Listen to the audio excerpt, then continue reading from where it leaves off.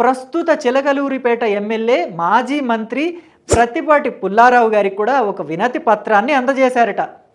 అయ్యా, మా పరిస్థితి ఇది, మా దగ్గర నుంచి లక్షల లక్షలు మాజీ మంత్రి మాజీ ఎమ్మెల్యే విడుదల రజనీ గారు వసూలు చేశారు, బినామీలను అడ్డం పెట్టుకుని మా దగ్గర నుంచి డబ్బు దోచుకున్నారు, వివిధ దఫాల్లో మా దగ్గర నుంచి లక్షల లక్షలు కొద్ది తీసుకున్నారు, అది కోట్లల్లో అయింది, తిరిగి ఇప్పించండి మహాప్రభో అని చెప్పేసి వేడుకునే స్థాయికి వచ్చేసారట. అయితే ఈ మాట ఎందుకంటే వేడుకునే స్థాయికి వచ్చేసారట అని ఎందుకు అంటున్నానంటే, గతంలో ప్రత్తిపాటి పుల్లారావు గారే 2019 వరకు చిలకలూరిపేట ఎమ్మెల్యేగా ఉన్నారు. ఆయనని కాదని ప్రజలు కోరి కొరివిని తెచ్చి తల్లో పెట్టుకున్నట్టు ఈ విడుదల రజనీ గారిని తీసుకొచ్చి ఎమ్మెల్యేని చేసుకున్నారు.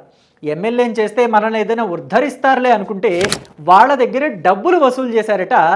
ఎమ్మెల్యే అంటే మాజీ ఎమ్మెల్యే గారు ఎమ్మెల్యేగా ఉన్న టైంలో వసూళ్ల పర్వానికి తెరలేపారట.